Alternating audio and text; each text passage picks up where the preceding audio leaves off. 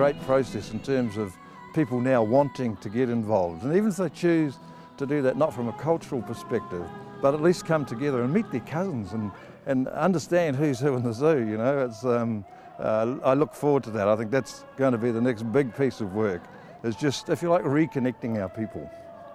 Yeah, well, I feel like the publication that was pushed out gave me a lot of insight, was able to have a quick read and see that the hapu is doing a lot of work, especially for our rangatahi. For example, the Mana Rangatahi workshop, and also I noticed the scholarship grants for those that are doing tertiary education or some kind of formal training, and the list of those people was quite insightful. So it was good to be back with each other. Secondly, to come down with our Hemi family, to come in, be amongst our Ngāti Apa ki te rātou whānau. It's always good to come in, engage with other iwi, with other hapu, with other whānau on the same kaupapa.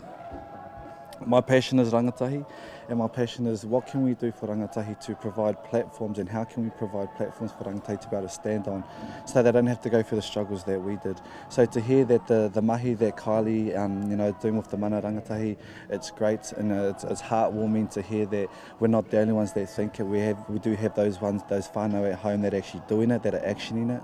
We do a lot of talking too much, and I think it's good to see that whānau down here are more about the action than about the kōrero.